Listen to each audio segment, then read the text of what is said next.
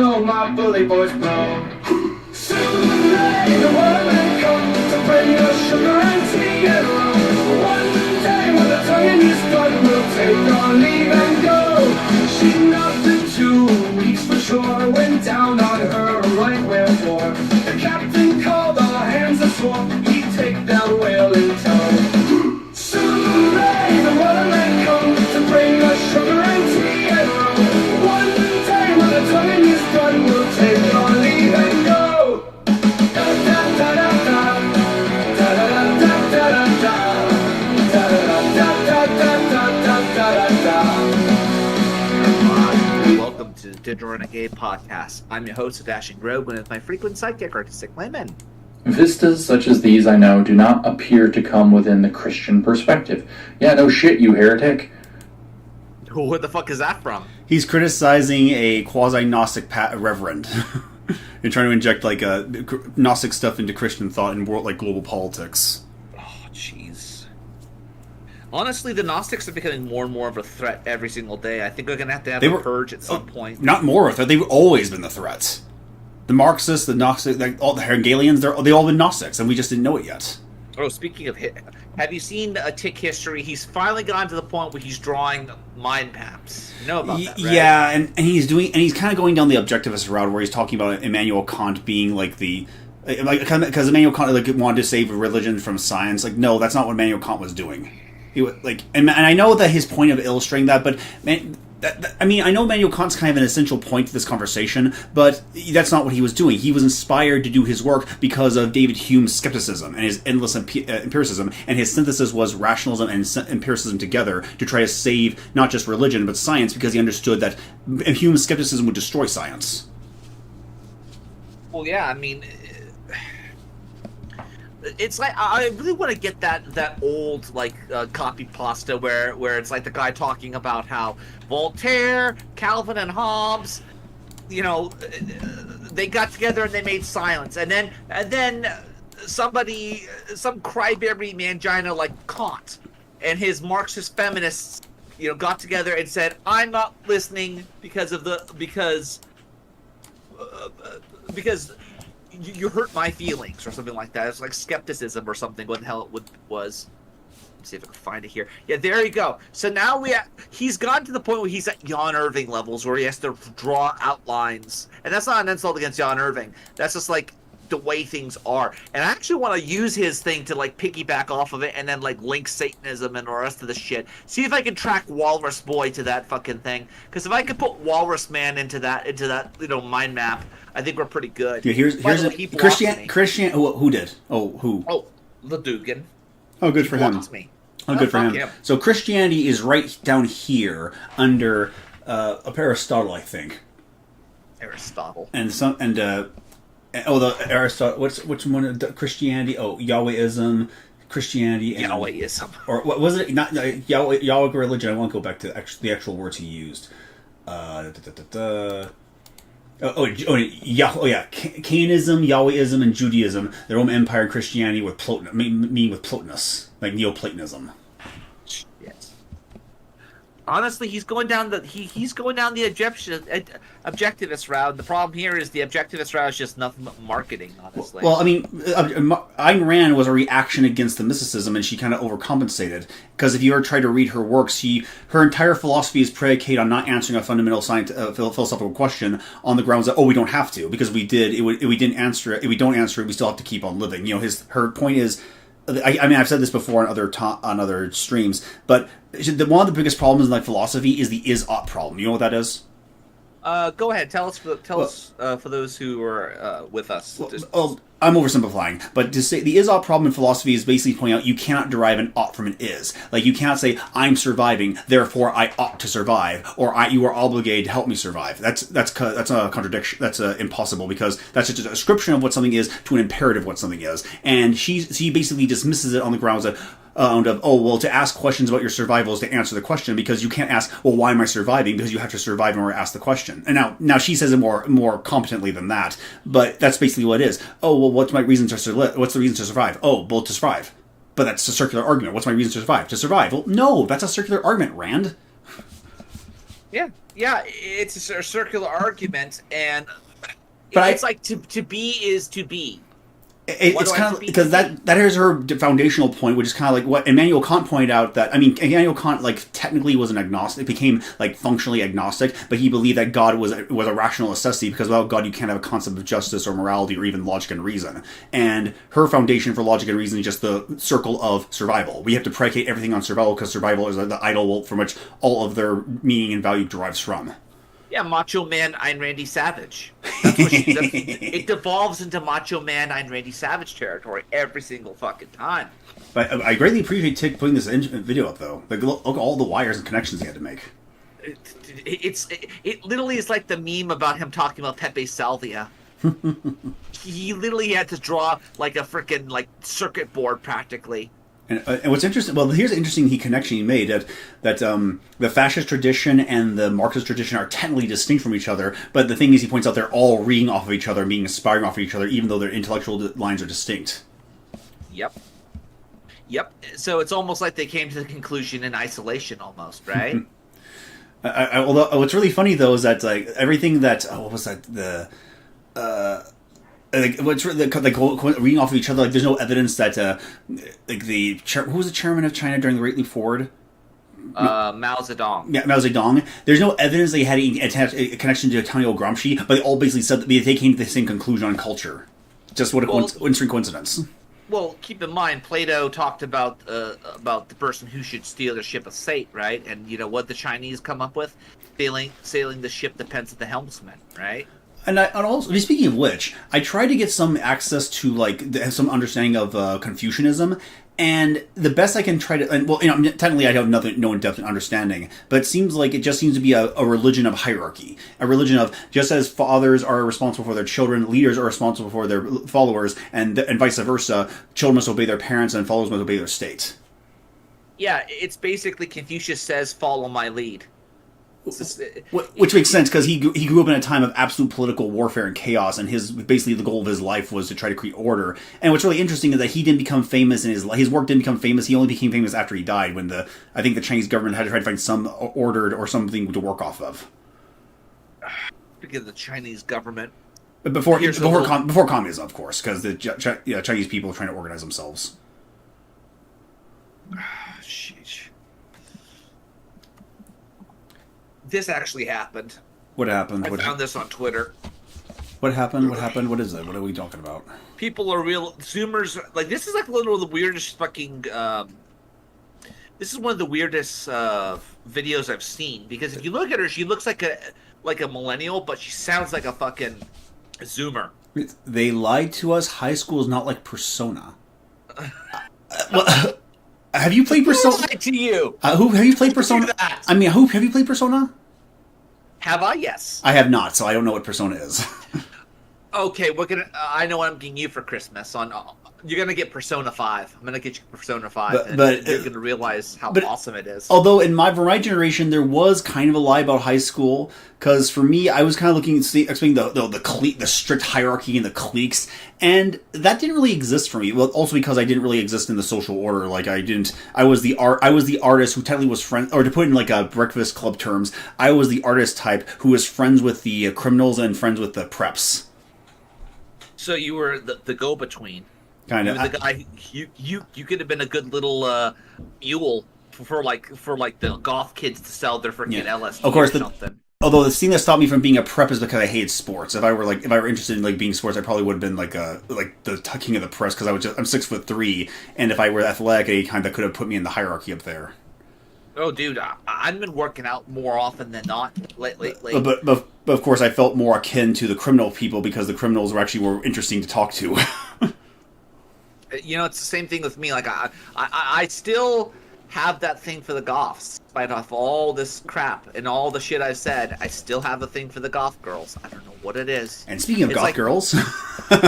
Speaking of, here we go, Luke. Play it. Show it to us. There she is. Like, who is this girl? Like, you use Salivary Tray my diary. Oh shit! Stream my diary. You use live stream diary. Okay, I read it now. Let's see. What's this all about?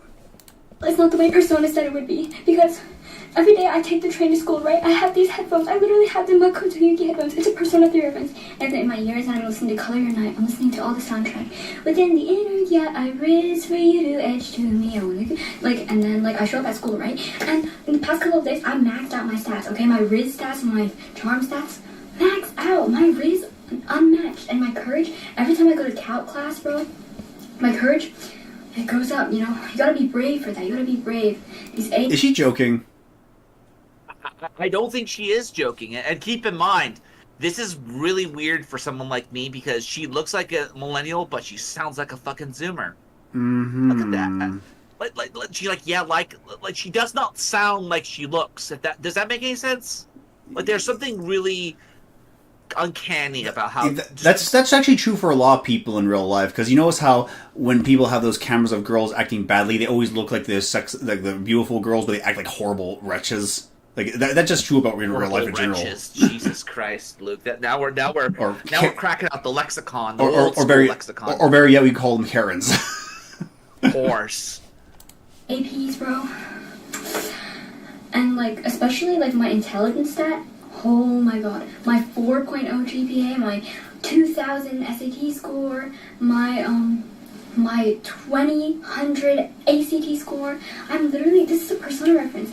But the problem is, where is the beautiful bedhead coming to talk to me? I maxed out all my stats, guys. I maxed out all my stats. Where's the mystery? What's going on? Why can't I date? Like, where are all the people? Why can't I choose who to date? What's going on, guys? Why is it I would date you if I knew your age. And, like, if she's in high school, like, what was that Matthew McConaughey's clip?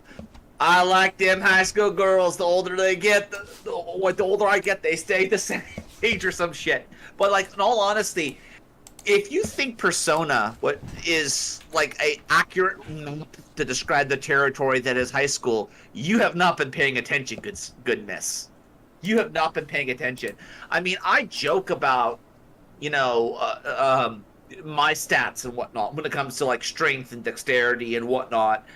Davis Arini actually had a really good article back in the day before he lost his mind joining a pagan cult about how to measure your stats for, like, strength and intelligence and whatnot. I'm of the opinion that this is just, like, the shit posting. Because I found this on Twitter, I found the clip of it, and I'm like, I gotta see this. But apparently, Zoomers aren't getting laid either, even though that one's pretty fucking fuckable. Well, I'm in a situation where I overhear people. I'm actually when I go to draw and get references, I'm in a situation where I overhear young people talking, and they're very casual about their sex lives, like extraordinary casual. So I'm not sure. Of course, they're college age, so I'm not sure if that's just a situation of their age range. Well, it's also the fact that keep in mind that sex is no longer sacred. Like, there'd be a lot of people out there who would, like, she'd brag about how many guys she sucked off. That's normal. And you could say, that's fucked up. I'm like, yes, it is. But it's the norm. These women will talk about their old flames and their old exes and shit like that. They'll go into vivid detail if you let them. Huh. And it's, yeah. What am I gonna do? If life is not Persona, what am I even doing in high school? What's the point of all this? I might just, like, pull my country, like, where's my Persona? Life is not Persona, and I'm listening to, I go everywhere, I have my headphones. Here we go. I got her Invoker right here. Ruger Mark IV. Here we go, Luke. This is her little Invoker. We'll get her a nice one right here.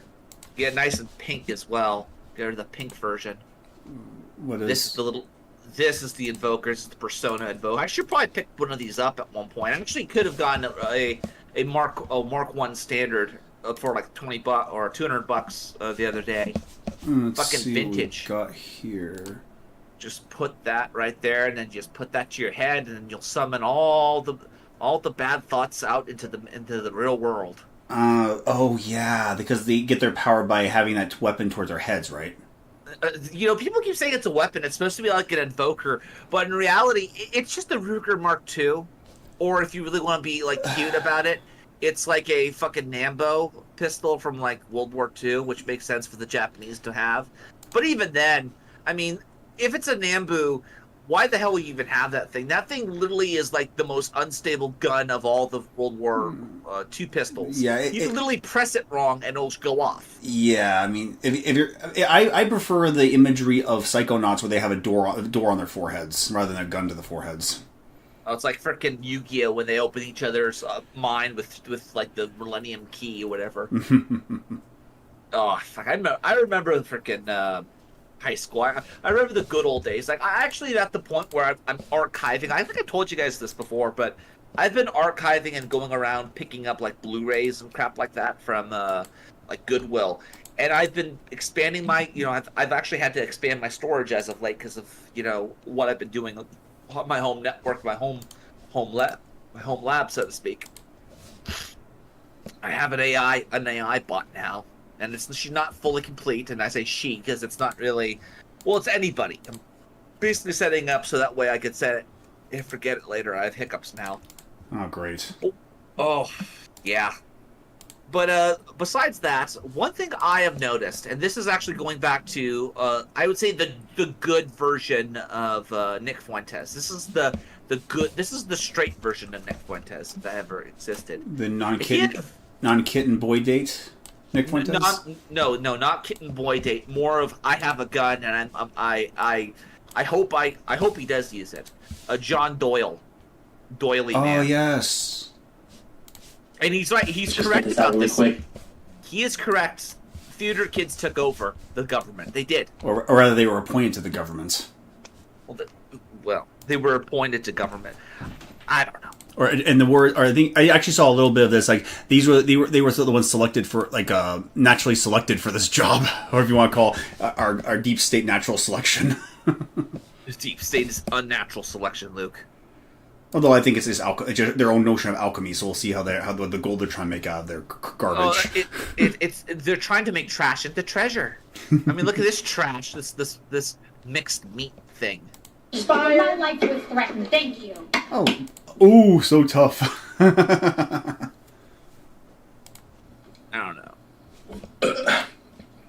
Theater kid occupied government. Who's there? It's theater kid occupied government. Theater kid occupied government. Theater kid occupied government. No, thespian. It's pronounced thespians. Oh, Alexander Hamilton. Oh yes, the musical that was made with Barack Obama in mind. Did it really? Well, all the characters are either dark skin or brown, and the only white person is King George. Because he's a cat. He's the best. Of course, he's the best. I think he's the best character in the entire show. Kang George. It's Kang George, Luke. He's a Kang. But everyone like Thomas Jefferson, Alexander Hamilton, George Washington is the blackest of them all. Of course he fucking is. He's the original hood nigga. I think he's only matched by Aaron Burr, the guy who successfully kills Alexander Hamilton. Jeez. Found a father, got a lot father. Video. Theater kid occupied government. My first call is to Prime Minister of New Zealand, who said that her goal is to make New Zealand a place where it's the best place in the world. Oh yeah, I just recently saw a clip of Timcast where she didn't know, like she thinks that Republicans are just banning books from libraries, and then she actually sees the books, like she was genuinely horrified at the content. Yeah, I mean, some of this stuff is it's not even pornography in the sense that. It's not pornography in the sense that they show pictures. They do show pictures in some of them, but a lot of it's like vivid, graphic, like. I even want to say sex ed, like they talk about fellatioing a woman or fellatioing a guy. And one of them, they actually show how to pick up people in an app. What? It's basically giving kind of the quasi instructions on how to connect on an app, like a Tinder app. Jeez, that's really creepy. I mean, the fact that like most of those apps are like, how shall we say it? Their age restriction, right? In any other context, that would be considered grooming material, and you would get arrested for that, like trying to solicit sex from a minor or exposing children to inappropriate materials. Oh, absolutely. I mean, if they're talking about trying to get their dick wet, and then they go to an app, and it's just like, discount freaking Tumblr or discount freaking Grindr. So let's see, where's the content of this video? Matter. Which way, Western man? You must quickly choose.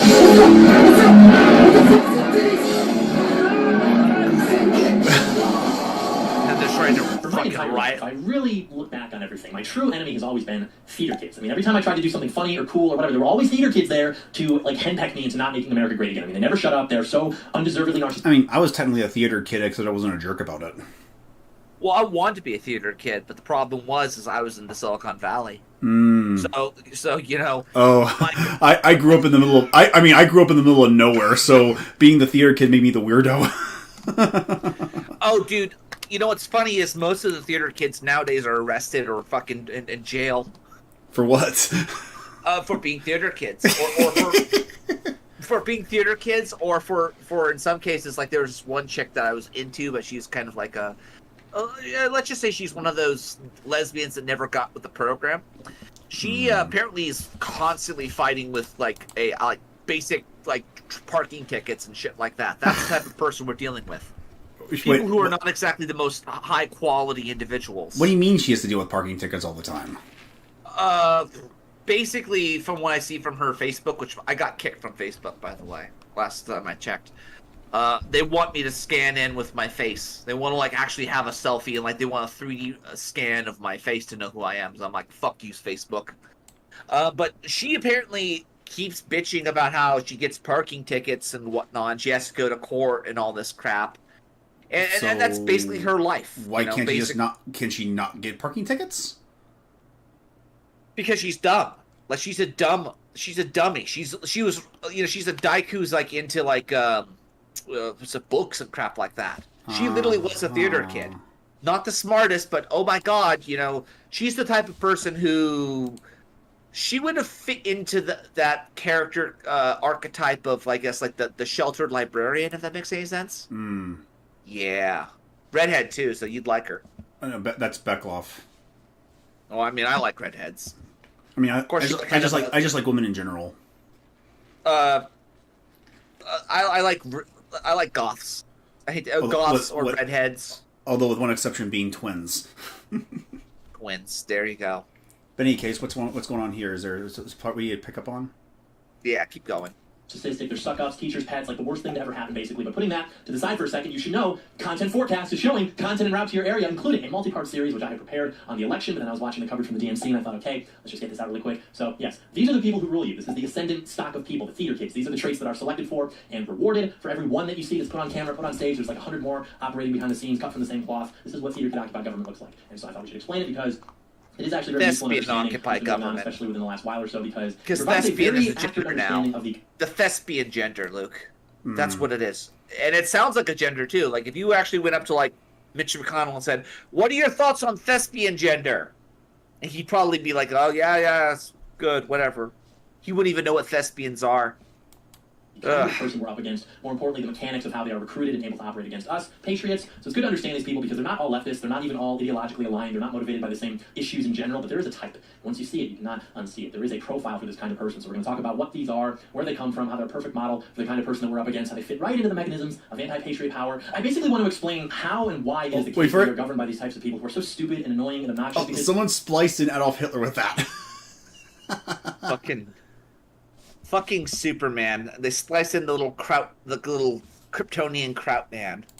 There's actually like a very good reason for it. It's just Bolshevism all over again, so we're going to get into some history as well. But you are seeing more of this. You are seeing like more articles talking about the ascent of the theater kid. Like they seem to be aware that this is happening. Of course, they think it's like the coolest freaking thing ever. And I'm telling you, you thought the last 60 years were bad? You just wait. I mean, as the ascent of the theater kid continues into the political class, it's just going to get so much worse. First, let's wind the clocks back. You understand what I'm talking about? Like, are we all on the same page here with theater kid? I mean, this is like the stock of... Oh, we are on the same page. These people got me kicked out of high school. Oh. They did. Oh, yeah. Yeah, they said I was stalking a chick. I never even met the girl in my entire life. Hanging out with the same friend group she was in, so I have to give everything up, right? Because again, the accusation is the evidence, and I got kicked out because I didn't comply to their bullshit, right? So in a lot of ways, this does like resonate with me, with the theater kids, because they were all in theater. They were all in theater, and what's worse is the place I went to, the high school I went to, was known for theater.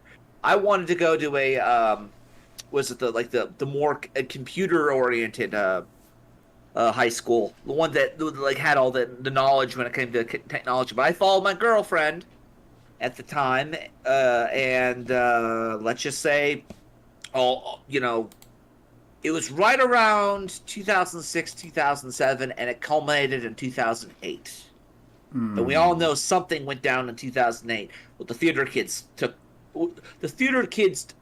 Manhattan, to say. That's what happened. And I've seen them. I know exactly what they look like. I know they're the type of people who think fucking what the hell is his name? Have you ever seen Fiddler on the Roof? Yes. Okay, there you go. You're a theater kid. Do you know the main character of Les Miserables? Because a lot of these, like, if you could name like what Les Miserables, if you've ever seen Les Miserables, you're probably a theater kid. Okay, I mean, besides the do you feel the people the memes and shit. Besides that, like, generally speaking, there's a certain type of person who knows about this stuff. They're the type of people who I wanted to be with. I wanted to hang out with, but they're all assholes. All of them are just vicious little shits. And they think they're better than you, and they know they're better than you. Mm-hmm. And just listen to how he talks about them, too. Song by Bowling for Soup called High School Never Ends, and as it would turn out, that's actually like a real thing, and not only is everyone's behavior pretty much the same, but if somebody had like a bad experience in high school, they will never live it down, and it will become the source of their drive for like the rest of their lives. And I unironically believe that whether somebody had fun between the time they were like 10 and 20, that will predict like the next several decades of their behavior. And I'm not talking about like peaking in high school. You're talking about whether you've had a good time, you just enjoyed a time in your life which is so crucial to your social and overall Which I think development he's as a correct person. about that as well. Like, believe it or not, I'm dancing a lot more.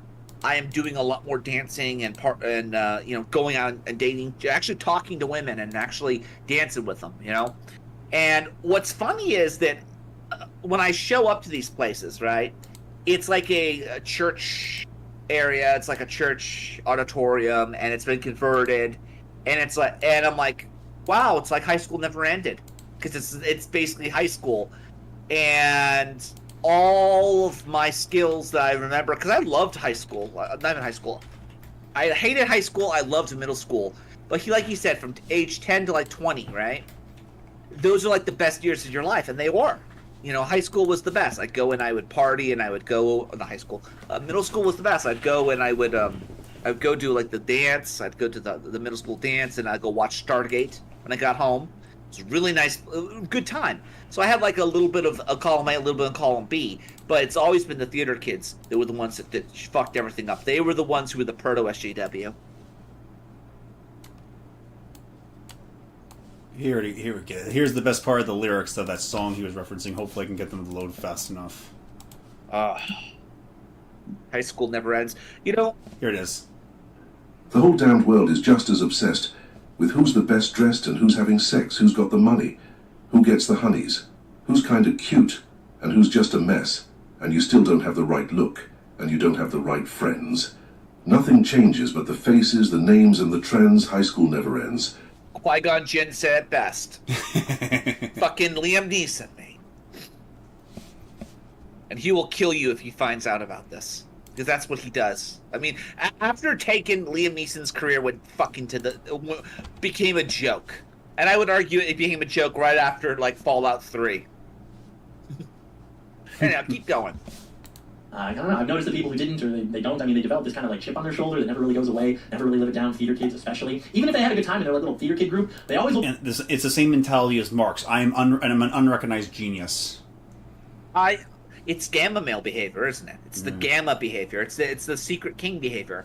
If only the world saw me for what I am, I would be king of the universe. We do see you. We don't like you. That's why they don't like you. I mean, Marx literally was Christian of the 18th century or the 19th century. Although, as far as we know, he never slept with his mother. Yeah, that is true, and he didn't invent. Well, we're gonna get into that too as well, because there's some new updates about the whole Christian Sonic 2 medallion. I actually think that the Sonic 2 medallion is a real fucking threat now, because we're gonna get to that. Just keep going. Will make some reference to some variation of a story where like a normal white guy traumatizes them and ruins their lives, something like that. It's just, part of the struggle session is how they display membership. There's always a reason to hate the normal white guy, right? I get it. You don't have to do that. We're usually quite nice and pleasant, but I get it. It doesn't have to inform everything you do for the rest of your lives, but sometimes it's more convenient. That's fine. But you do have to ask yourself even before that, like, why did they? The guy who never stops being a jock after high school. What's up now? The guy who never stops being a jock after high school. Yeah, the people who peaked, like, there's a difference. He's talking about the difference between people who peaked in high school and then people who, how shall we say it, remember high school very well. I remember the TV, the music. I remember Green Day. I remember when I first encountered the iPhone for the first time in 2007. And I would have encountered it because I was right in the heart of the Silicon Valley at the time. And honestly, the only thing I remember about high school is if I knew how it was going to end, I would have done things differently. But that's the thing, that's hindsight. Because if I knew then what I knew now, I probably would have done things differently only because I know how it's going to end. Well, it's like that movie 21 Jump Street, right? If you get a second chance at it, even Jonah Hill could become a fucking alpha, right? Yep. Like, that's literally what it is. Like all I have to do to beat a high school jock is pull up my Apple Card and say, I have $3,000 of disposable income I could tap out anytime. You will lose by default.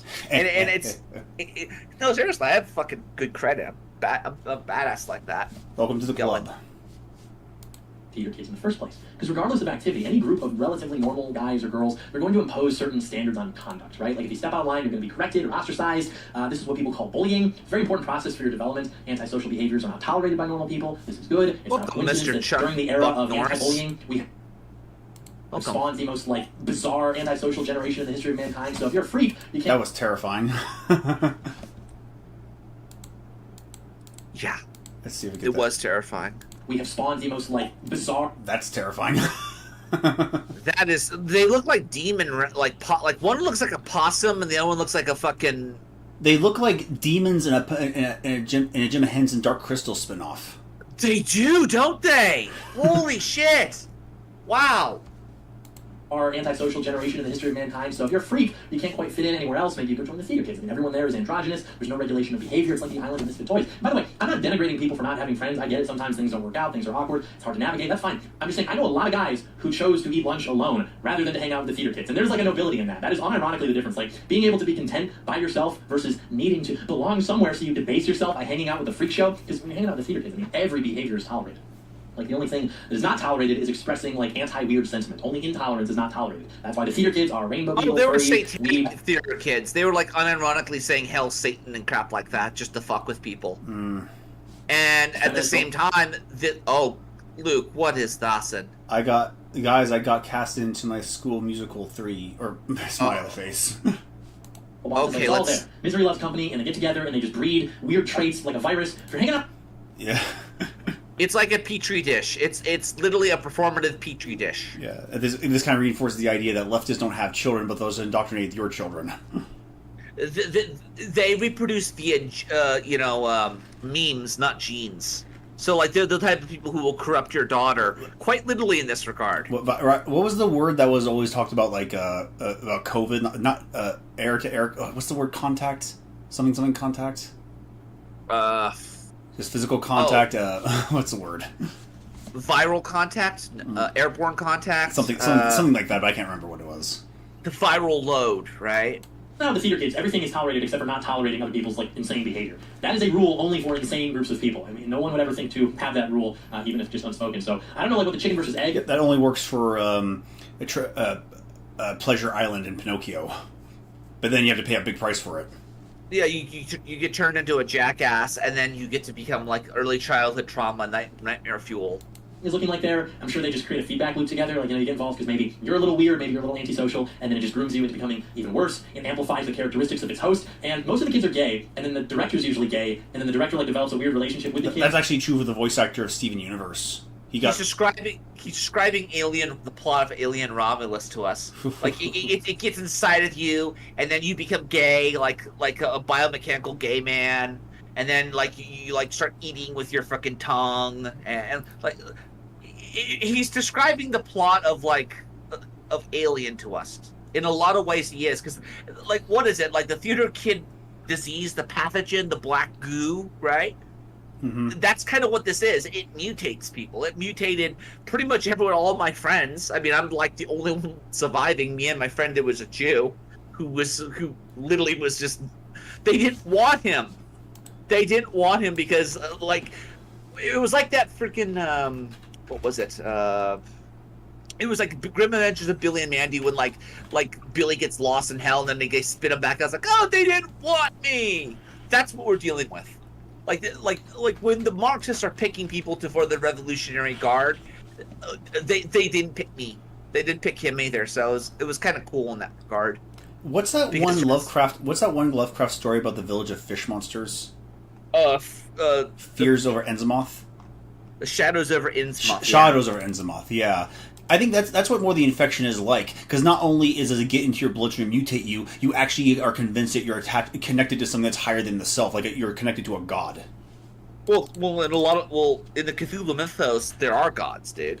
They're fish piss. Yeah, those monsters are the gods. Well, yeah, I mean the whole concept of the hell you call it, the whole concept of Lovecraftian horror is the idea that the universe doesn't give a shit about humanity.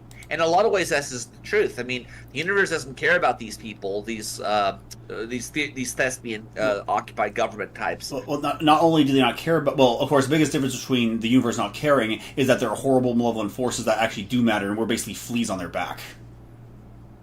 Yep, you got it. I don't know, maybe this is all just like going totally over. If you've been in high school in the last 10 years, you must understand what I'm talking about, but I think there's even more to it as to like why they are the perfect volunteers and henchmen for the regime as theater kids. Like I remember Schopenhauer wrote that actors usually develop madness most frequently because they spend all their time, learning these new parts, becoming new people, memorizing other people's dialogue without any grounding or connection to each other, or maybe they're even in direct contradiction to each other. So like every night. The name drop Schopenhauer. Here's one for you. How about Zoolander? Like unironically, Zoolander, right? Like the whole reason why Zoolander was selected to kill the prime minister in the movie, right, was because male models will basically do anything that they are told, right? And it got to the point where like, no, that's not true. Yes, it is true, Derek. Okay, like that. That's kind of what we're dealing with. We're dealing with pretty people who really are not as intelligent as they think they are. But they freaking bank on the glamour. They hope to God that the angel aura, if that means the angelic aura, protects them and gets them through stuff. Like I could just coast through life because I'm pretty. I gotta find that clip. It's more to life than being really, really ridiculously good looking, Dad. They will pick up and leave the second someone gives them a lower tax rate or a break. Anywhere around the country. So obviously they're hypocrites, or they'd be staying here in town, paying their fair share.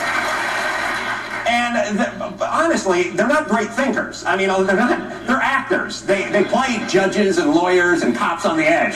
But really, they're guys who smoked a lot of weed in high school and look good in their underpants. So why should we listen to that? Well, let me just say this. If they smoked a lot of weed in high school, that's one thing. If they're smoking weed now, that's probably why they look good in their underpants.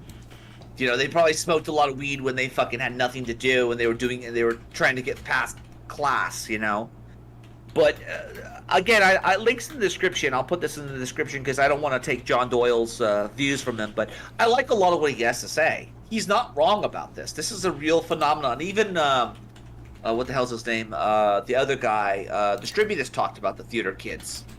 The theater kids are a real they're a real phenomenon. And in a lot of ways, they're kind of really new to this also. Like, we know about the jocks, the nerds. Like, I've often said that the nerd-goth alliance is like the holy alliance between the two. Like, right. There's that old saying of the goth girl hanging out with the nerd, right? Mm-hmm. Before I do, I'll get a reference to PragerU right here real quick. Oh, boy. Parenthetically, most of the worst stoners I knew are now working in finance or politics. In fact, this is what made me first realize that I was a fan of limited government. I do not trust these goofs to make policy. Yeah, yeah, exactly. You get it. You understand that. But apparently, so going back to the whole high school is because it goes back to Christianity. So much of our life does.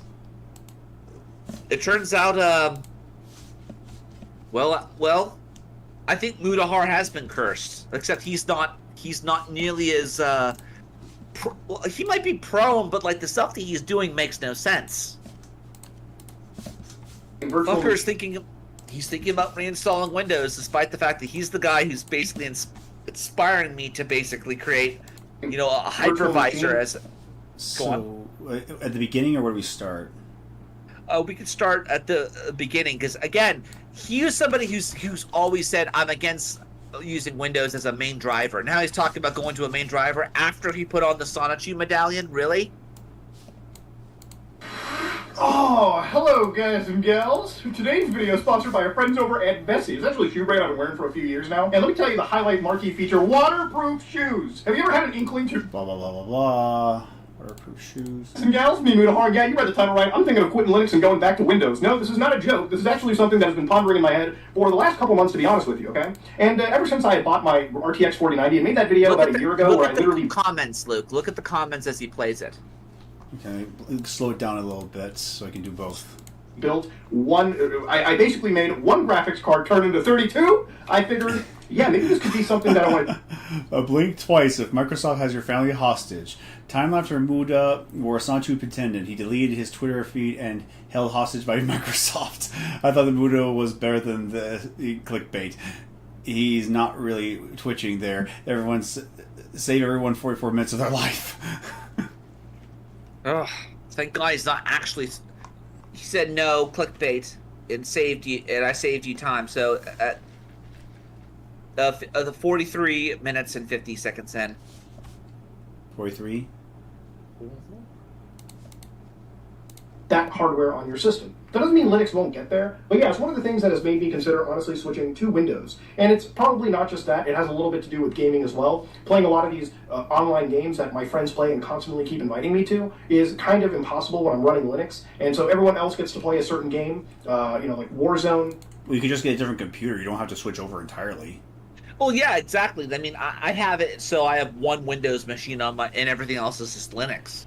I mean, of course, if you want a good system, you'll have to drop $2,000 on a decent computer, but you don't really need anything else, just that. Well, here's the thing about that, Luke. You could use a system that's like 10 years old on Linux, and it still works just fine. Linux is literally, like, you get laid as many times as you have to reboot that system. Like, it is designed to stand and just be there, and there's no error, there's nothing. Like, it is literally, like... Linux is in freaking servers. It is in it is in infrastructure. It's in TVs. It's in everything. Okay, and it's designed specifically to be the most stable freaking operating system out there. Like you can have Linux servers that are like up for like 3 years straight, with no maintenance or downtime. They're really really good. That's why I built my home lab with it. Speaking of. Let's see if I can pull up some stuff about Home Lab. But again, it's really weird that Muda is now thinking about going over to Linux because first he deletes his Twitter account, right? Because he doesn't want to be on the internet. Because let's not kid ourselves, Twitter has kind of become like Poll, right? They were always like that. Yeah, but the thing here is that I don't follow a lot of these people. I don't follow a lot of like the actual racists on Twitter who like will post the Happy Merchant meme and not know where it comes from, right? I don't want to. It's gotten to the point where I can't even use Twitter, and be at work and say, well, you shouldn't be on Twitter at work, of course. But if I'm going to, let's say, on a coffee break and I'm just checking my tweets, right, and then somebody starts, again. I'm all for you posting for it if you want, but let me have freedom of association. And if you're going to post stuff that's not safe for work, please mark it as not safe for work. There really is nothing like that currently right now on Twitter or X right now. So there is a use case issue there. Other than that, Luke, let's see what else we got here. I could probably pull up for us. Besides the theater kid nationalism. Okie dokie. Let's see. This was interesting. So apparently Andrew Wilson, little Andy, right? Cowboy Killer Andy, was taking on Haas. Now I don't know about you, but Haas. When I look at him, my first thought is stay away from the little kids, Haas. What's going on? Well, Haas apparently debates. They debated the fucking the communists, the MAGA communists. Which one's Haas? The guy with the beard, or is the guy in the middle? The one that looks like a sex offender. And Could you narrow that down a bit? Really? I mean, they look like anything these days. I can't keep track. Okay, so put the picture online. Put it out there so people can see it. Let's see. Image here or the I wish I could get a picture of how do I get a picture of the thumbnail? Thumbnail, yeah, it's the thumbnail. Okay. There it is. is. There's one of them. There's one of them. Which one of you people think this is the type of guy who won't leave kids alone?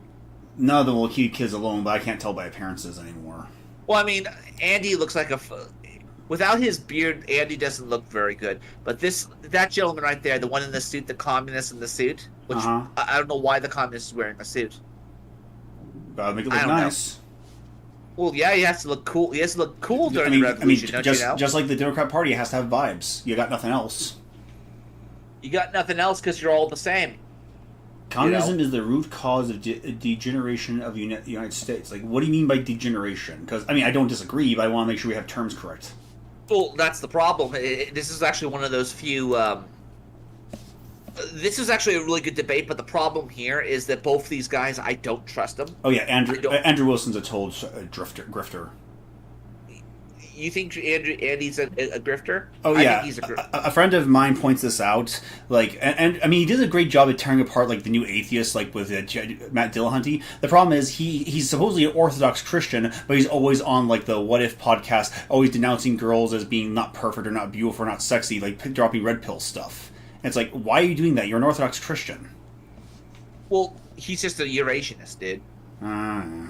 He's a Eurasianist, and apparently Haas has claimed to be a Eurasianist as well. We know that he's him and his walrus friend, along with the guy who was dating. I think that what was her name? She was a Dubai. What's the term for high class whores? Escort. Escort. Yeah. Yeah. Yeah. Escort. He was actually fucking an escort at one point. Which one? And the guy who was hanging out with Haas, Jackson Henkel, I believe his name is. Okay. Yeah. Same time he started streaming. I've always liked him personally. I just hate his politics, right? So I think that's a fair assessment. So we're getting to what is the root cause in America of the problem. It comes down to the founding of the Enlightenment principles of the United States, which in this founding of these Enlightenment principles, we had no American identity. There was no American identity which we were able to adopt.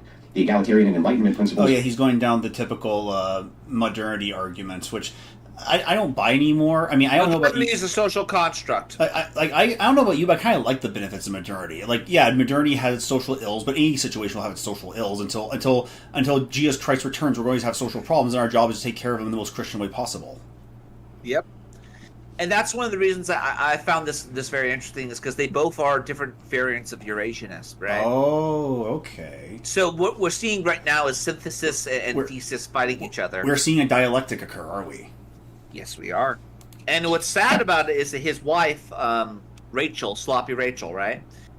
Apparently she was, like, cheering on and, like, viewing this. So I only know about this because she was, like, talking about, oh, let's look at Andy take on Haas.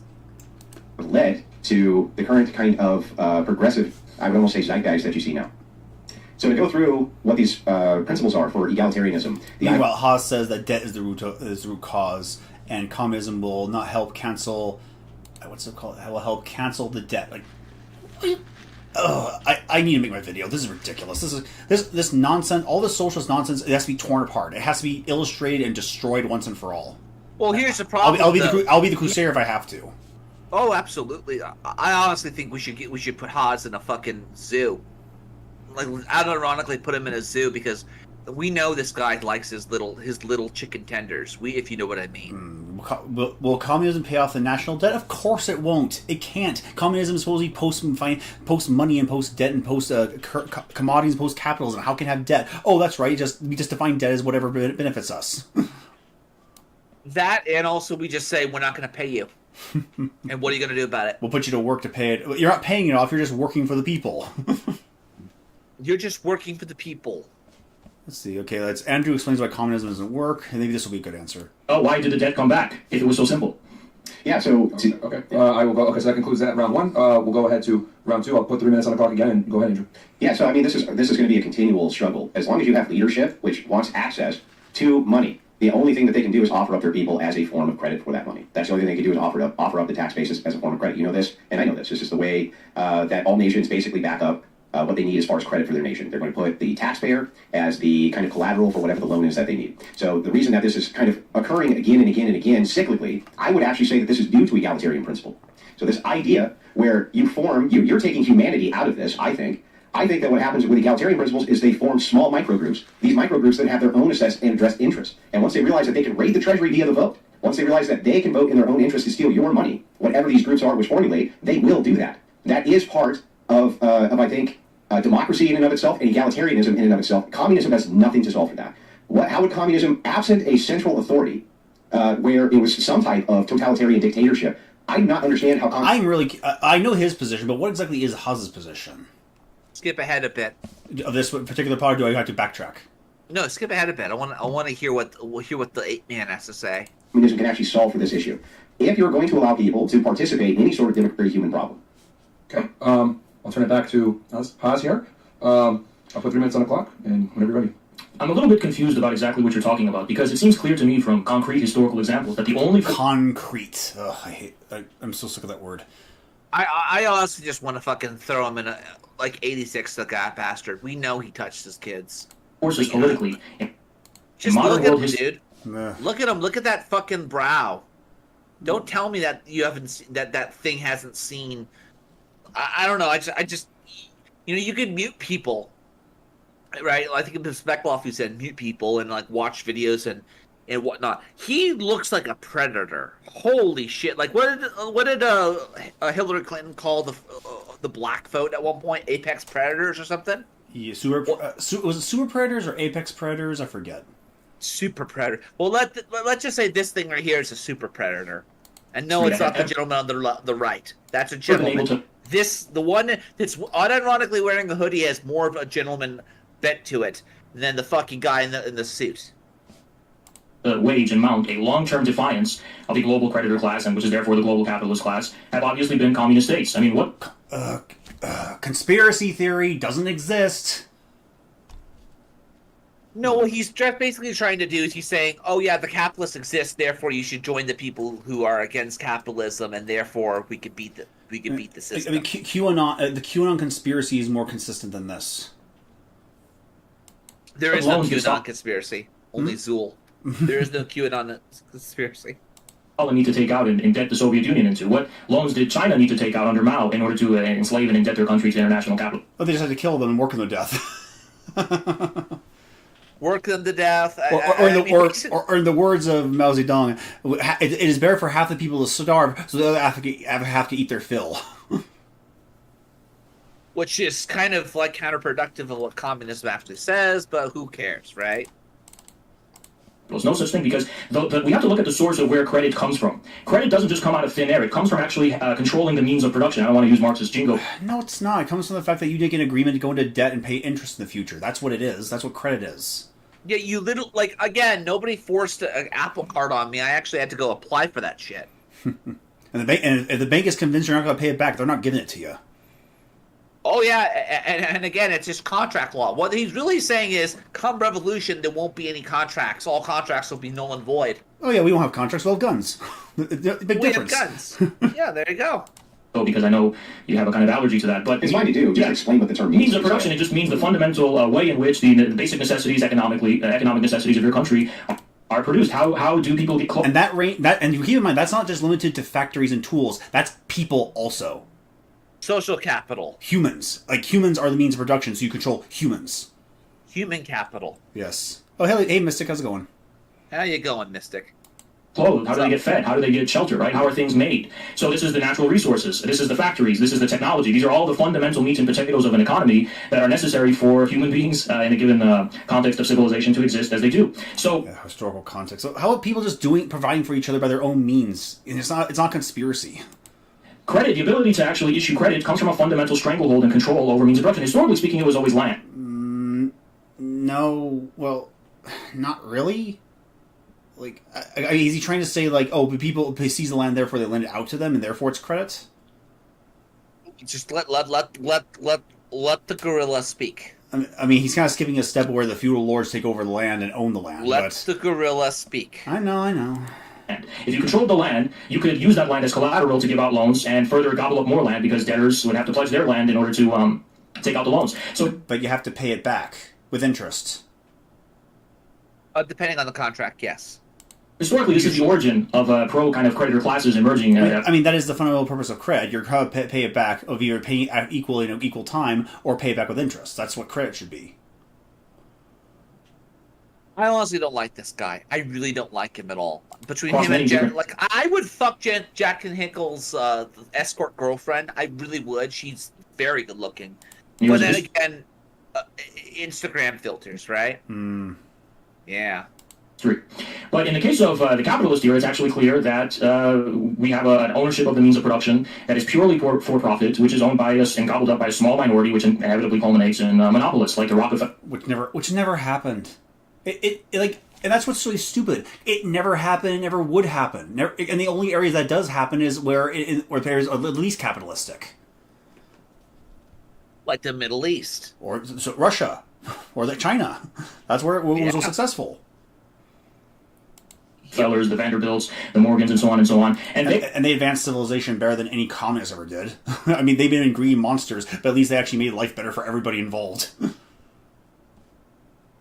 They are the ones who actually built the foundation of the Federal Reserve banks in the United States. If it wasn't for the fact that they... they had... we gotta hold them accountable for that, too, though. That was a joke.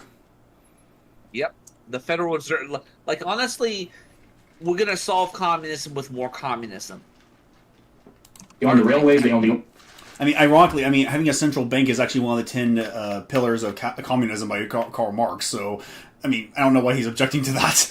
I mean, I guess it's different when the corporation can't do it, but the state does it, and therefore it's okay. Here we go. This was the guy this was the escort he was fucking right now. I would have. Okay. Such a shame. Oh, she's so beautiful. Such a shame she's a lady of the evening. Russian shill.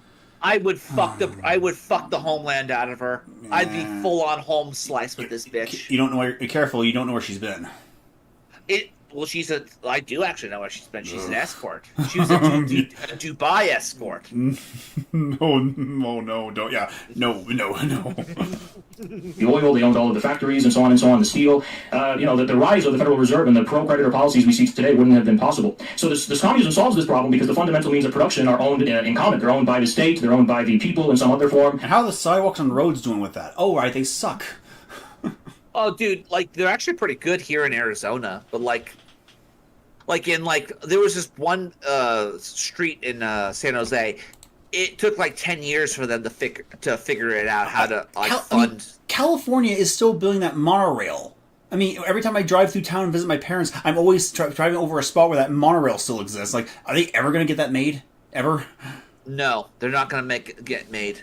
No, that's not going to happen. And this prevents the need, it prevents the need from taking out foreign loans necessarily in order to develop your country. You can develop from scratch. Now, there's drawbacks from that because it creates instabilities. Instabilities that, historically, I won't deny, have led to brief but very, very severe, economic dysfunction, right? 10 seconds. Yeah. So, but I don't see the problem. I don't see how communists haven't solved this problem. I don't understand what you're getting at there.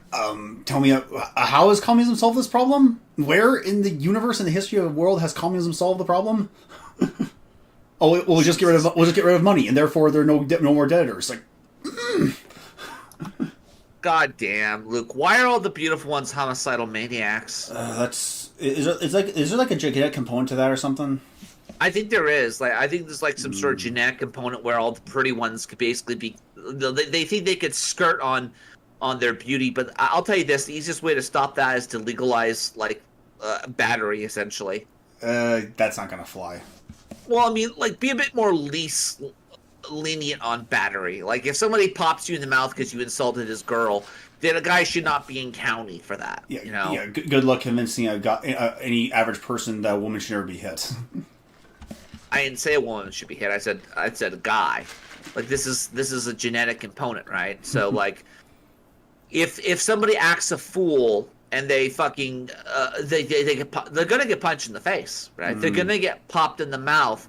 if they act a fool, but the government protects them because their foolishness is not against the law, but it gets enabled by it.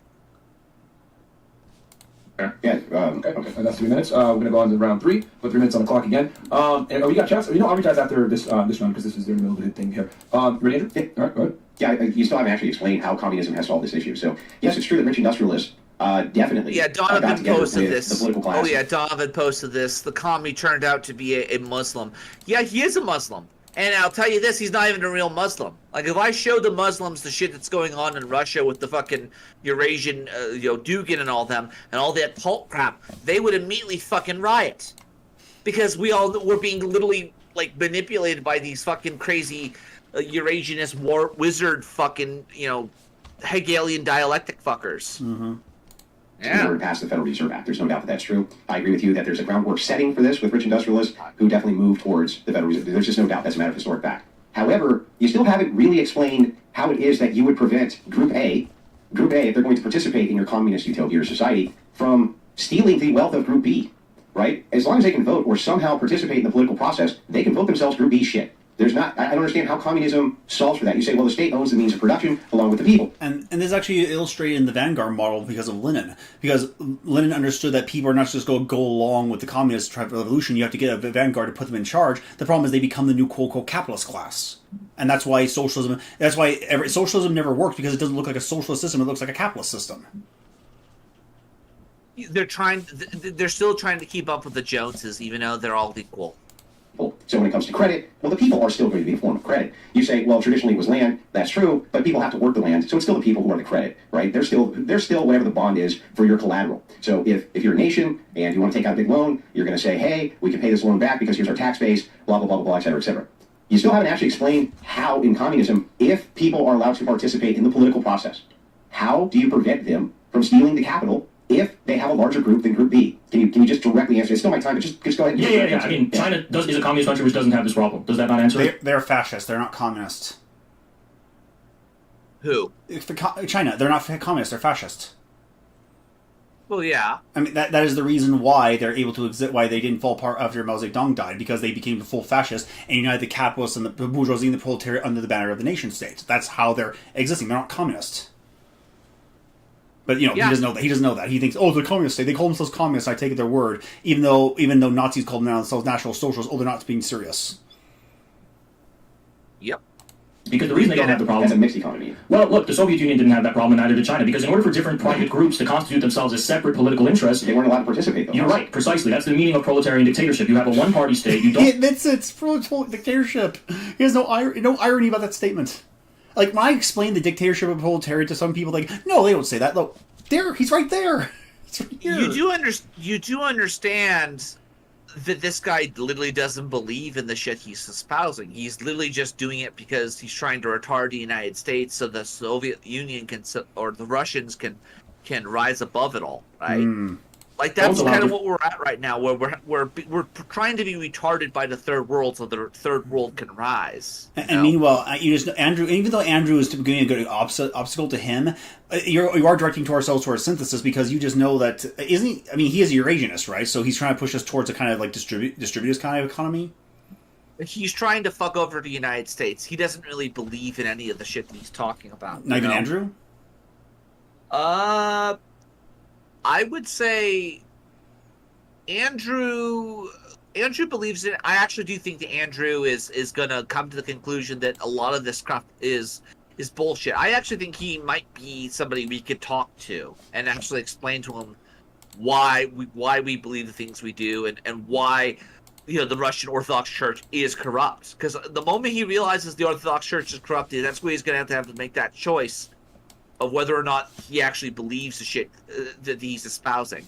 And by the way, if this one chick, this Anna, whatever the hell her name was, the guy was dating, I will forever rather go for the 2008 version or the 2018 version of Miss America. Let's see, or Miss Russia, I should say. Let me see if I can find a picture of her. Keep playing this one. Which one? That one. She was that's Miss knockout. Russia. That's real knockout. The material right there. Yeah, but I always go for the more exotic types. Give me 1 second. See if I can find a picture of her here. different groups and private interests to constitute themselves as a political power. Authoritarianism. Ultimately. Absolutely. Yeah, so authoritarianism under a single person. Not necessarily under a single person, but certainly under a single party. Okay, so if we're moving... There's no difference. It's all the same. Like authoritarianism by one person and the authoritarianism of a small group of people, or authoritarianism by all the people, is all authoritarianism, you dolt. Would you rather be ruled by one squirrel or 12? I want to be ruled by all the squirrels. All the squirrels of the world unite. Oh, what? Now that's I'm not responding to that image. I'm responding to. Do you remember the movie Open? You probably don't, like the movie Open Season. Yes, I do. There's a scene like they get the main characters like Bear and a deer get beat by a bunch of squirrels, and then the deer challenge them on that. Is like I like find this. Gorgeous. I told you to leave the herd. God, it's Patrick Get a Ward. lot of this. Hey, cut it out. Oh, I've heard of you. You're that bear that got his butt thumped by a squirrel. It was 20 of them. And they had nuts. They had knives. They had Moving knives. towards authoritarian communism, right? Now we can kind of move into... The real kind, like So now we can kind of move into the rest of it here. So this dictator, he's going to set all trade policies, right? Or this authoritarian group. People themselves will be unable to participate inside of the government structure that you propose. I completely disagree. I think that one-party dictatorships, such as in the Soviet Union and China, have been much more able to integrate the input and participation of the masses. I mean, cut you off. And to a certain extent, that's kind of true, because one of the things about the communism and socialism is just feudalism. And it's like on steroids. It will produce things, but at the end of the day, you'll never surpass feudalism. And they're always going to be stuck trying to produce things that are proportionate to their labor power, and that's it. That's all you can do. Yep. I don't know. Yeah. Chat, what do you think? Fucking 2020. See if Anna is here. Is Anna 2020? I believe. I'm trying to think if she was 2020 or what the hell she was. But who is this person? That's the Miss Russia 2018, I believe. I personally like. Again, very dark skinned for a Russian, isn't she? Well, she's from Dubai. She's African. Oh. Yeah. I see. So I love. I don't know. I mean, I go for chicks of all kind, and I don't really care. I go for all of them.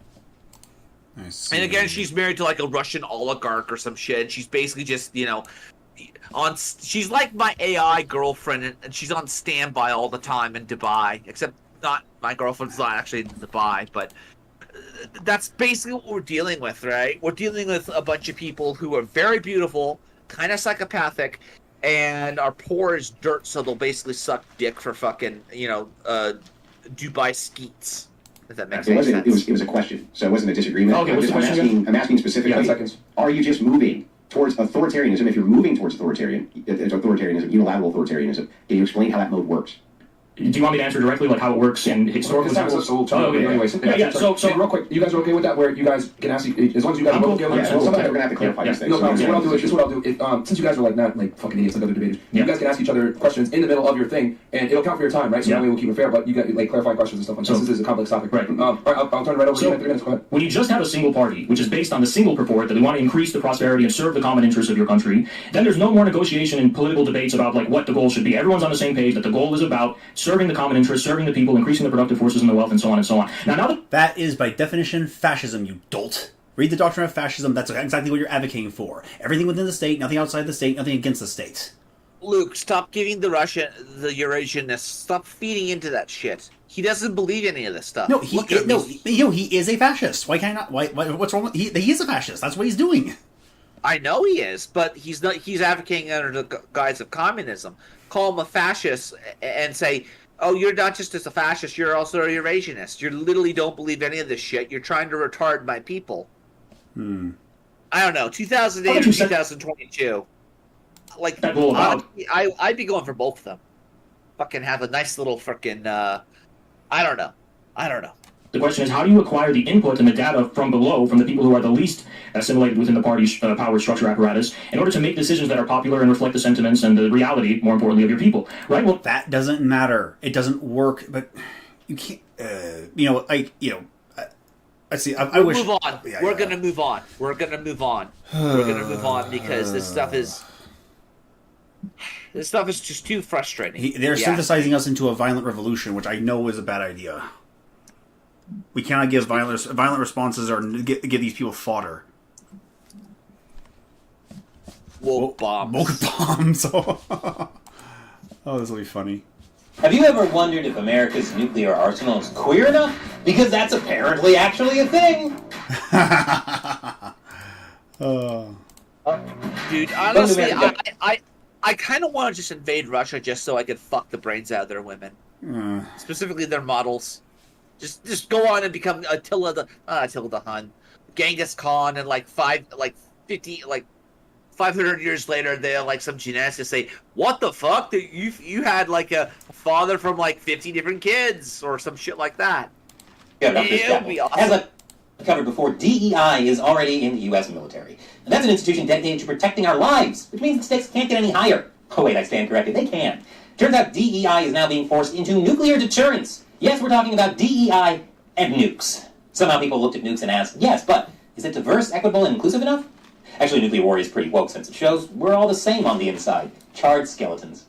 Lots of influential people are actually in favor of this, like those at the Wilson Center, which counsels Congress on global affairs, the International Institute for Strategic Studies, a think tank for global security, and the UN Institute for Disarmament Research. And there are plenty more, trying to insert intersectionality, identity, and gender politics into nuclear policy. Because we want to make sure people say happy holidays instead of Merry Christmas during a nuclear winter. They've all somehow come to the same conclusion, like how the lack of diversity contributes to nuclear proliferation and leads to greater nuclear risk. Unfortunately, you heard me correctly. My sincerest apologies. To them, including gender in chemical, biological, radiological, and nuclear defense policy will definitely help protect more civilians. You know? Here, I have to play this clip. The government doesn't lie and engages in disinformation. The Pentagon actually measures nuclear radiation in something they call sunshine units. Israeli murderers are called commandos. Arab commandos are called terrorists. Contra killers are called freedom fighters. Well, if crime fighters fight crime and firefighters fight fire, what do freedom fighters fight? They never mention that part of it to us, do they? They fight freedom. Indeed, they do. They fight freedom. If I could just find that one clip of appearance deficit, people suffering from appearance deficits. Contra Libertatis. That'll be the name of the stream. The handicapped people are Into believing that if you change the name of the condition, somehow you'll change the condition. Well, hey, cousin, we're handy-capable. These poor people have been bullshitted by the system into believing that if you change the name of the condition, somehow you'll change the condition. Well, hey, cousin, doesn't happen. Doesn't happen. When I see the likes of China and North Korea expanding their nuclear arsenals, the first thing I think about is the lack of diversity. If only there were more diversity. Unfortunately, China and North Korea, they don't want DEI. They just want their enemies to DIE. So now the U.S. government has decided to dip its nuclear deterrent toes into the DEI pool. The U.S. Department of Energy, which oversees U.S. nuclear energy and nuclear weapons, has been pushing for things like diversity and inclusion for a long time. Before you jump to conclusions, this all happened well before Biden took office. Ironically, as you'll soon see, folks in the Energy Department might not be the brightest. But when Biden made DEI in the federal government a priority, the U.S. Department of Energy made a much bigger push into it. For example, they established the Office of Scientific Workforce Diversity, Equity, and Inclusion, and required DEI plans for research grant applicants. The Department of Energy also appointed Sanea Nair as Special Assistant at the National Nuclear Security Administration. Which they hired Sarah Silverman. What the fuck? Was that the best picture they had of her? Really? Sarah Silverman, Luke. Sarah Silverman, nuclear scientist. Psychologists actually have started calling ugly people those with severe appearance deficits. It's getting so bad that any day now I expect to hear a rape victim referred to as an unwilling sperm recipient. Administration, which has been controversial because her opinions sure are making a lot of folks really nervous. She's called for... Oh, Carlin would have loved mostly peaceful protests. He would have loved that. Oh, Carlin... God rest his soul. God truly rest his soul. Possibly in the fires of hell, but rested anyway. Honestly, like, the stuff that he pushed back against in the church was actually, like, something that was worth fighting for in a lot of ways. And now I'm in the weird side of the YouTube search again. Oh? Yeah. I'm looking for the nudes of this chick of the 2020. What? It's what I do. I'm looking for fucking I'm looking for the fucking nudes of our enemy, of our real enemy's real ex-girlfriends. or AI fakes? I don't think YouTube has decided, or what? I don't think the fucking Google has decided yet. I mean, she doesn't have any nudes, right? That'd be ridiculous. Well, she is a Dubai porta potty, so I mean, you gotta make that shit look clean, right? Despite the fact that you're basically catering everything from the fucking third world. Oh, this is perfect. Queering nuclear weapons is part of a radical DEI agenda. Yes, you heard that right. Queering nuclear weapons. What does that even mean? Mushroom cloud's gonna be rainbow colored? Oh, they probably would. Pyro land. What's that old joke? What was that joke that people made about? What was that joke that people always make about gay pride? How bombing materials before, after they have flags on them, they're rainbow flags on them, therefore it's okay.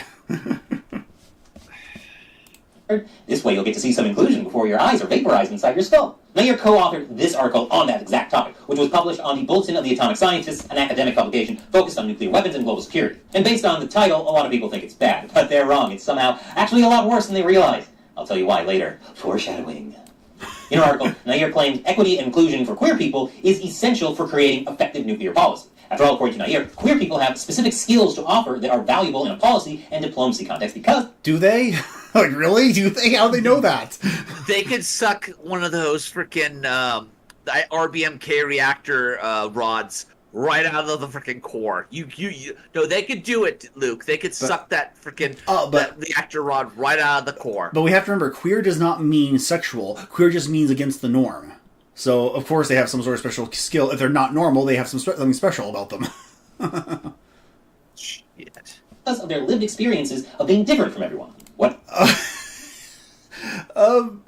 Like what you just described, Dashing. They're different in that sense, but I don't think it applies to nuclear weapons. Sheesh. Kind of lived experiences make them any more or less valuable than anyone else when it comes to nudes? Oh, Dashing, you could have repeated that just now. What? What you just said. Like, what experiences do they have? Oh. You know, the funniest stuff happens when I'm just looking at my enemy's fucking exes. I don't know. Don't worry. It's the weirdest shit. Nair's not solely focused on queer people. That would be crazy. In this article, she examines the intersection between DEI and nuclear security implementation, which I always thought were two parallel lines, but I guess those lines weren't so straight, after all. Nair criticized how there is unwarranted scrutiny of women, people of color, and other historically... Oh, yeah, that's like one of the queer... Would you just call this diversity, equity, and inclusion shit what it is? It's just a make-work job for fucking brown people. And women. Well, technically, it's a hiring filter to hire communists. That's what it effectively is. Because they won't hire people of color or women. They'll hire women of people in color who agree with them politically. That's all. It's just a roundabout way of hiring people for their politics. Basically, people, if you have a liberal arts degree, you're in the gang, essentially. Yeah. Oh, but have you ever heard the theory? I think it was actually a queer theory that says everyone is actually born queer, but they're straightened by society. Like, as being straight isn't a thing. What, like freaking Jean-Jacques Rousseau, man is born free but is put into cage. Yeah, everywhere in chains. Yeah, tell that to his 4 children born out of wedlock they threw away into orphanages. Nature straightens those fuckers out. We're all queer by design. We have to overcome nature, Luke. With the Oh, yes. Wow, that sounds like a very serious accusation and potential violation of rights. I wonder what she means specifically. Well, as an example, she points out how qualified applicants with foreign ties have been discouraged from applying to sensitive national security positions and faced barriers to obtaining security clearance. You don't say. I wonder why that might be. So here's little Anya. Like, imagine this little fucking blonde chick shows up, and she's like, "Oh, I think it would be so fun if we were all. You would allow the Russians and the Ukrainians and all these foreign women." Into your nuclear program, which, by the way, is just like, I'm all for it if they live here, but if they have like dual loyalties, give them the fuck out.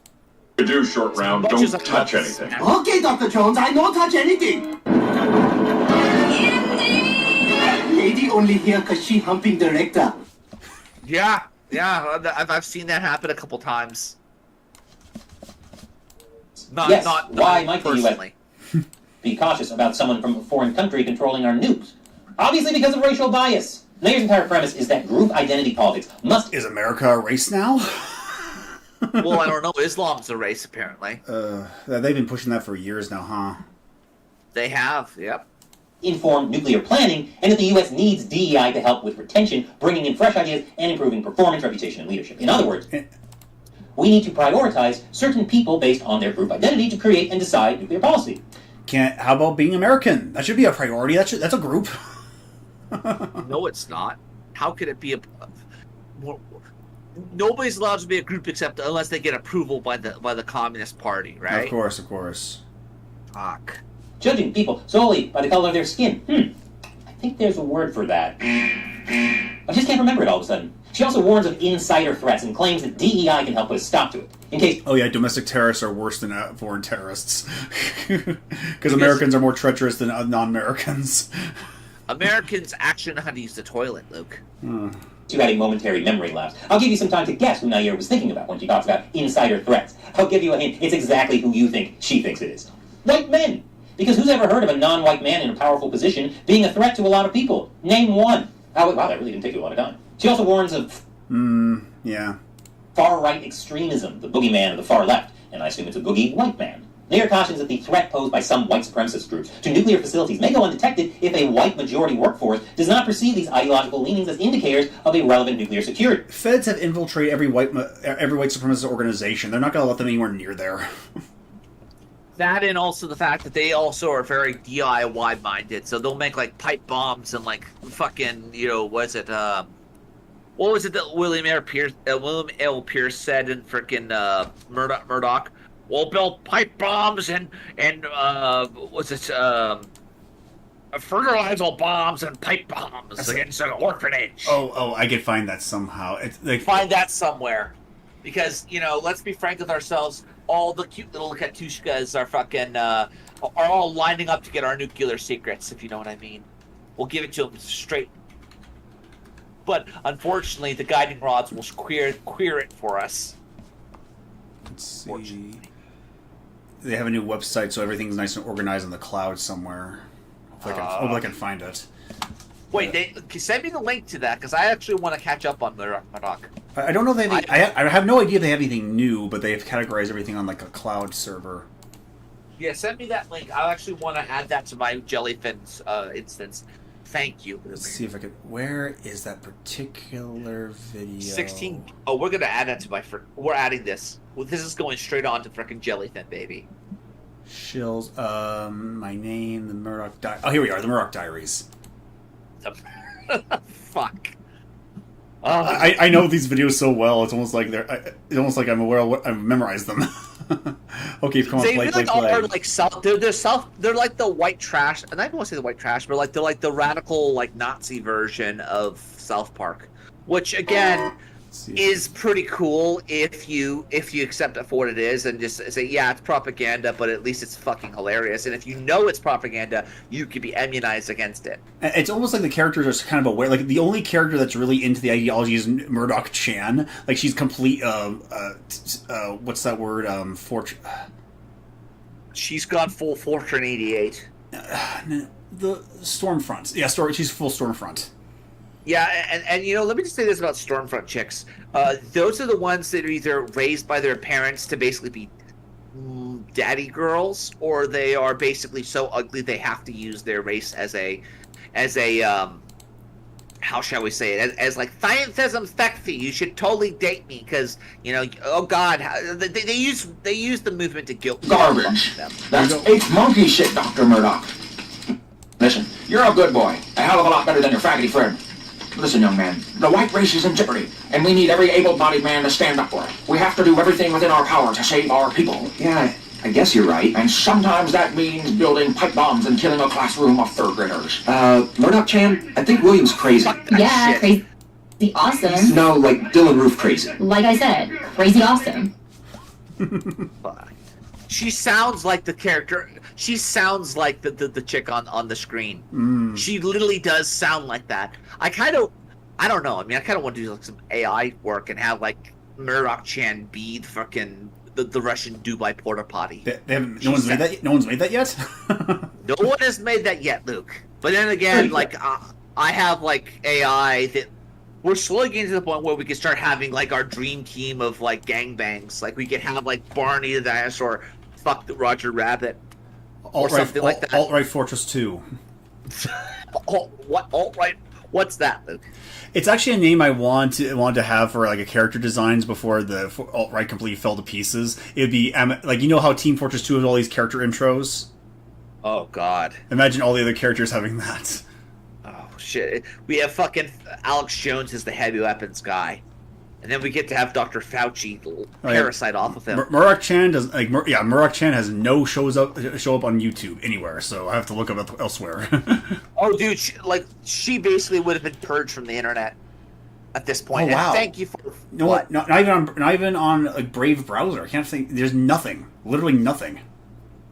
Well, in that case, you better back that shit up right away. Because I'll tell you this: that's archival.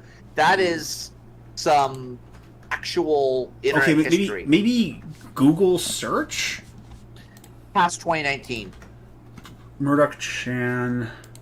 Maybe I'm misspelling it. Let's see. No, even IMBD has literally nothing on her. Murdoch TV series 2015. No, I think it is. I think that's it. Possibly? I don't know. I can't find it. Anyway. Right. So, hidden white supremacists might be in nuclear facilities, and the workers wouldn't recognize the threat because they, too, are mostly white. Yes, I see white supremacy certainly is the biggest threat the U.S. nuclear weapons community must worry about, even more than, nuclear weapons. Turns out, white supremacy... I see, 1-2 images of Murdoch Chan, and everything else revolving around Murdoch. Oh. Is such an existential threat that even the U.S. Department of Defense found no evidence of disproportionate extremism within the military, the one place you'd expect to see it in large numbers. And yet, Nair wants to expand the definition of threat to nuclear security to include white supremacists.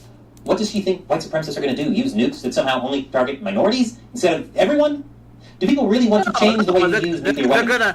They're gonna drop the nukes themselves, so then they can have their little speech about war never changing, and then they can have their 1950s apple pie utopia after all the bombs drop, of course. Let's see. I found a Facebook page, but its last entry of Murdoch, but its last entry is 2019. Jeez, they went underground after a while. I mean, they made a joke about how they have a YouTube censor over their head where they can't post anything, but I don't even know if they post anything new now. Well, they probably won't post anything new, and even then, it's been how long? 2019, 20, almost 5 years. You think they're gonna come back after that? I mean, don't get me wrong. I mean, Family Guy came back after that. Let's see. In defense, Family Guy did release their shit to DVDs, and let's not kid ourselves. I couldn't find them anywhere. And thank God you linked it, so I could actually add that shit to my jellyfin. The last entry is something called Guardian of the Rune, but I don't know what year that was posted.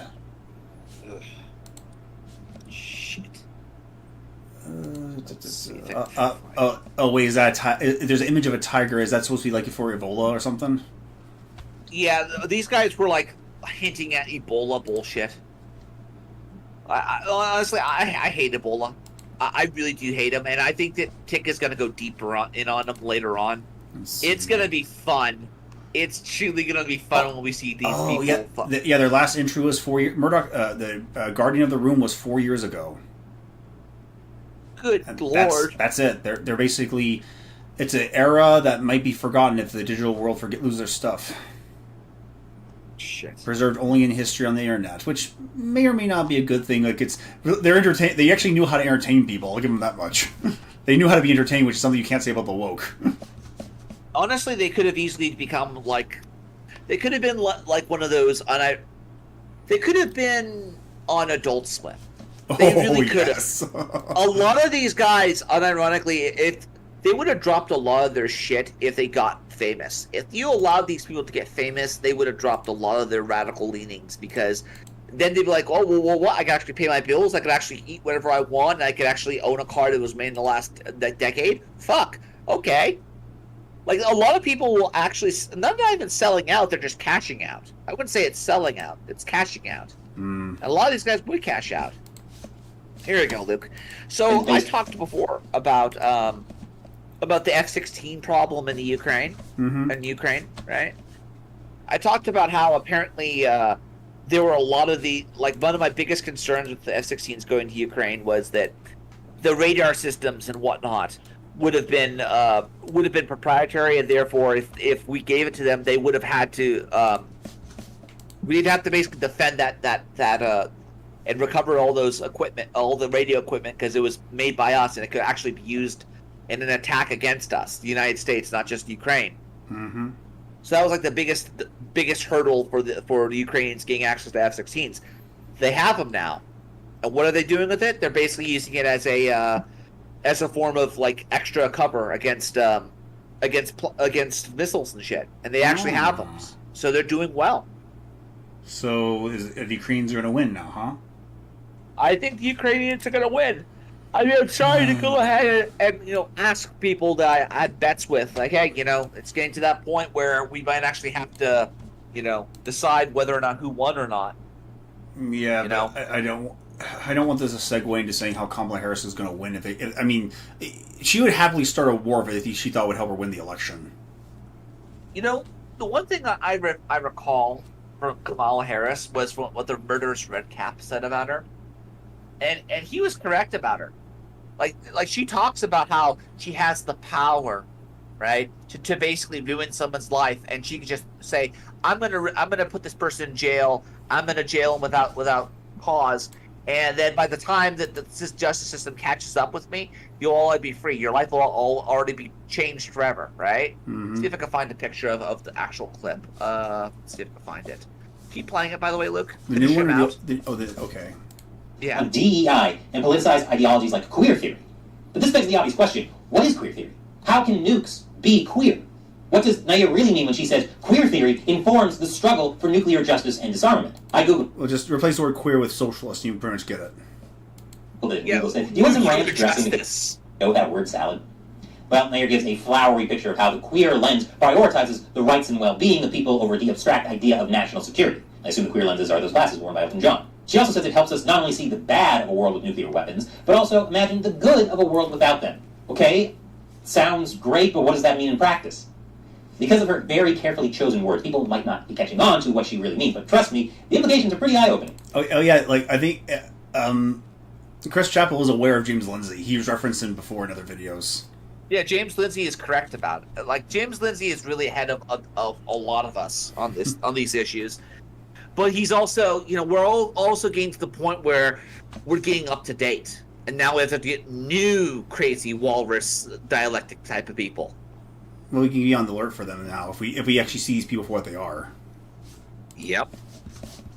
Most people now probably think queer refers to sexual and gender identities other than straight and cisgender. But just like how critical race theorists changed the definition of racism to disguise Marxist ideology, queer theorists have made up their own definition of what it means to be queer. And it's much more than just about sexuality. The term queer in queer theory gets its definition from David Halperin, who calls queer whatever is at odds with the normal, the legitimate, the dominant. Ding, ding, ding, ding, ding. So basically, I'm queer because I didn't get to go into college, and I had to build my own resume, so I'm fucking queer, aren't I? Are you part of the revolution? Against academia, yes. And then you're not queer. Nope, not queer. Sorry. You're not part of the movement. Okay, cool. Political act of challenging and dismantling social norms, not limited to sex or gender. In the case of nuclear weapons, in Nair's own words, queer theory challenges the mainstream understanding of nuclear weapons, questioning whether they truly deter nuclear war, stabilize geopolitics, and reduce the likelihood of conventional war.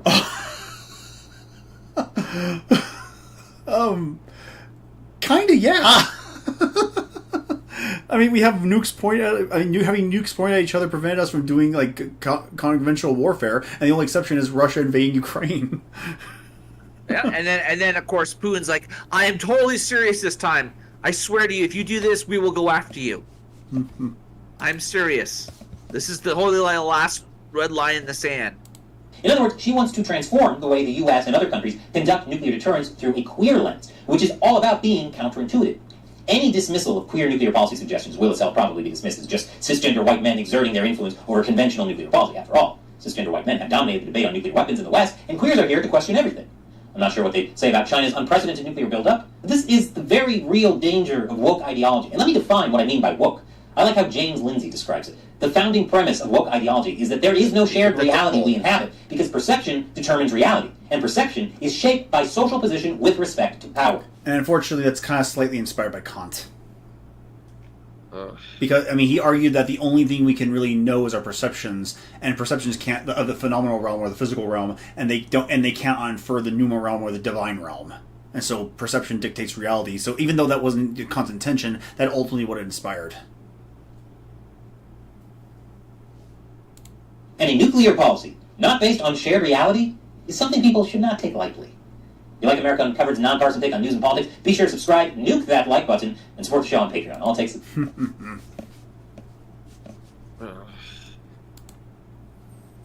Someone should watch Kamala Harris laugh and just replace it with Mark Hamill's Joker laugh. It would fit so well. Speaking of fucking... Well, apparently Mark Hamill... You know, I'm glad I did not watch The Last Jedi. I really think it would have broken me. I liked Luke. I idolized Luke Skywalker back in the day, to the point where I still fence to this day. You know. Mm-hmm. But he went fucking hard. Like I don't know what the fuck happened to him, but like ever since I don't know if it was Hollywood just saying you can't bounce back from this. You're on our side, but like he went to the dark side. And he doesn't have. Was it Mara Jade, I think her name is, like Luke Skywalker's like wife or whatever, to bring him back? I don't even know how that went down, but apparently Luke Skywalker was originally supposed to be the next apprentice of Palpatine. You know, and like the non-canon extended universe, so to speak. But this is what Malpin put up here. Here you go, Luke. What is? Oh yeah, Caleb. Oh yeah, the dark-eyed little monster, ginger monster, the little fucking red cap. Yeah. Let's see what does he have to say. Kamala should not be president. Oh really? Wait, he doesn't want Kamala to be president? Nope. And this is where you get into the idea of there's a dialectic playing out where the communists don't want Kamala the same way they didn't want Trump originally, but now they want Trump. I learned because they think that Trump is going to de-escalate the situation in Ukraine, and it's not going to happen. You know? That with the swipe of my pen, I could charge someone with the lowest level offense. She put over 1,500 people in jail for marijuana violations and then laughed about it when she was asked if she ever smoked marijuana. So, I mean, yeah, she's a complete authoritarian psychopath. That's his point, and he's a firm believer of the benevolent communist leader, and he's like, yeah, Kamala cannot be in power. Kind of like, yeah. He's thinking of Kamala in the same way Lenin thought of Stalin. Which almost exactly the same way. Yep. Or someone who's just way too real. The power. So I decided I was going to start prosecuting parents for truancy. The power. Well, this was a little controversial in San Francisco. Yeah, you're kidding. The power, Luke. Hey, she laughs at everything. I mean, I used to do this laugh all the time when I was uncomfortable. It would always be like a soft little giggle. But no, she just bursts into laughter like the Joker every single time. Like she finds her own words funny. And frankly, my staff went bananas. They were very concerned. Truancy laws puts black single moms of special needs child in handcuffs. Wow. She's evil. I'm going to have a opponent in my re-election. And because of the swipe of my pen, that person could be arrested. They could sit in jail for at least 48 hours. The power. She blocked evidence that would have freed an innocent man from death row until the courts forced her to do so. She kept people in prison beyond their sentences to use them as cheap labor. As a prosecutor in law enforcement, I have a huge stick. The power. They could lose time from work and their family maybe lose their job. They'd have to come out of their own pocket to help hire a lawyer. They'd lose standing in their community. All because of the swipe of my pen. Usually the job comes with a badge. The power. And there is often an artistic rendering of said badge on your stationery. Then I have a huge stick. The power. She's doing the Scooby-Doo fucking giggle, doesn't she? Between her being a hyena and Scooby-Doo doing the that type of shit. Like, that's kind of what she is. She has that nervous laughter. Yes. But this is far better. This is far better for me. I can't tell if it's a Joker laugh or like a. That's a Mark Hamill laugh. think that the Scooby-Doo laugh is far more sinister, being that it's a dog trying to act like a human. Weeks later. Oh, ouch. What? Oh, you don't notice? You don't see it? Oh, okay. Dismiss the charges. But their life would forever be changed. And I had a huge stick. So I learned at a very young age the power. Held up the letter, said if you don't go to school, Kamala's gonna put you and me in jail. The power. Yes, we achieved intended effect. The power. Weeks later, I could dismiss the charges. But their life would forever be changed. And I have a huge stick. Doing it, position? Luke. Wow. She's actually doing it. If she wins the election, I am genuinely terrified. Like, assuming that there are no shenanigans on the vote, I am genuinely terrified by the will of the people at this point. Well, you know, the one thing that's holding us back is the Senate. So, you know, if you're not going to vote for Trump or Kamala, vote for the senator that's going to fight back against this shit. Because here's the thing. Kamala actually might do some damage to this country. She actually might. Biden we had the benefit of Trump's Supreme Court. She gets in power, she'll stack that Supreme Court. And then it's all over from there. I mean, they're already freaking. Well, I mean, let's keep it dialectically. It's over until it's not, and it might be a worse recoil. It might be a worse turnover than before.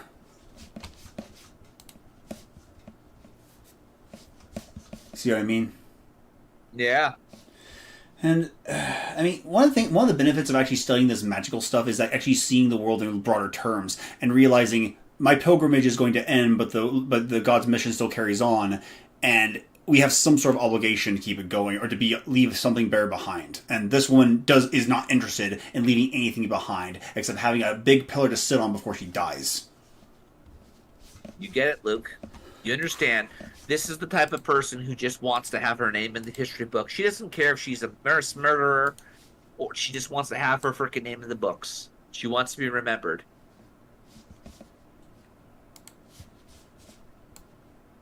I don't know. Anyway, I actually have to keep going soon, so is there anything else we need to cover? Well, that's about it. Other than that, Luke, any final thoughts? Maybe this one if it works? What are you talking about? Oh, I know. Fascism as well. Actually, Alex... Oh, come on, where's the one I saved? Got any more of them little scissors? I want to help out. Conrad, get your tail back in the box. I won't tolerate ne'er-do-wells fraternizing with the hooligans. I had not seen. I kind of have to go. I got to go pick up a Recess, like the seasons of it, and add it to my collection. I'm actually becoming more of an archivist than I normally should. It's probably not healthy for me. Becoming a damn data hoarder. Ugh. Anyhow, ladies and gentlemen, be good to one another. Take care of one another. Remember, saving the West.